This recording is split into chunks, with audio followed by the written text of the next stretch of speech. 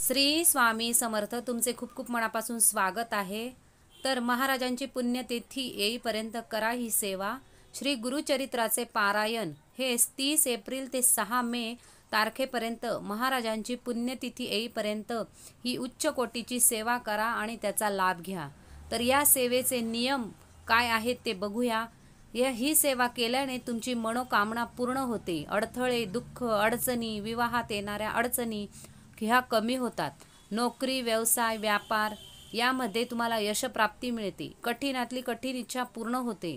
मनोबल वाढते. संतान प्राप्ती होते. सुख समृद्धी येते. महाराजांची कृपा दृष्टी तुमच्यावर ती सदैव राहील व तुमच्या जीवनात खूप सारे बदल घडतील. तुम्हाला जे जे हवं आहे ते प्राप्त होईल.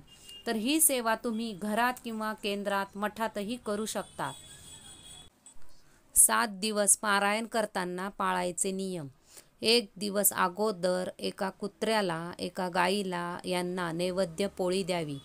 पाट घ्यावा, त्यावर पिवळे वस्त्र घालावे, त्यावर स्वामी महाराजांची आणि दत्त महाराजांचा फोटो घ्यावा. फोटो किंवा मूर्ती नसेल तर तांदूळ थोडे घेऊन त्यावर सुपारी ठेवावी.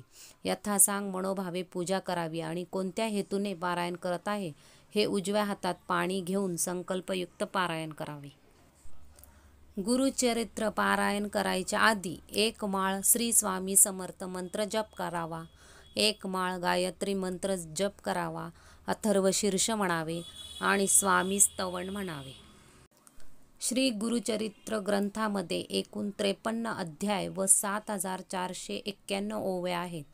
तर पहिला दिवस 1 ते 9 अध्याय वाचावे. दुसरा दिवस 10 ते 21 अध्याय वाचावे. तिसरा दिवस 22 ते 29 अध्याय वाचावे. चौथा दिवस 30 ते 35 अध्याय वाचावे.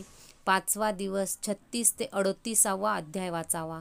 6वा दिवस 39 ते 43वा अध्याय वाचावा आणि 7वा दिवस 44 ते 53वा अध्याय वाचावा.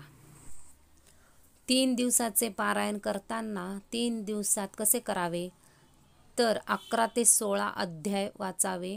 त्यानंतर 17 ते 32वा अध्याय वाचावा आणि 33 ते 53 इतके अध्याय वाचावे 3 दिवसाचे पारायण करताना. पारायण करताना या गोष्टींचे अवश्य पालन करा. ब्रह्मचर्याचे पालन करा. मांसाहार करू नये, व्यसन करू नये, लसूण कांदा विरहित भोजन करावे. मनाने विचाराने सात्विक राहण्याचा प्रयत्न करावा. जमिनीवर, चटईवर, सतरंजीवर झोपावे. वाचन हे नेहमी एका लयीत शांत स्पष्ट असावे. वाचनात यांत्रिकपणा नसावा. वाचन करत असताना दिवा अखंड चालू ठेवावा. पारायणाचा आरंभ शुभ मुहूर्तावर करावा. पारायण करताना स्वच्छ आणि शांत ठिकाणी बसावे. पारायण करताना पूर्व किंवा उत्तर दिशेला तोंड करावे. पारायण करताना महाराजांची पूजा करावी आणि सात्विक आहार घ्यावा आणि वाईट विचार आणि कृती टाळाव्यात. गुरुचरित्र पारायणाचे फायदे.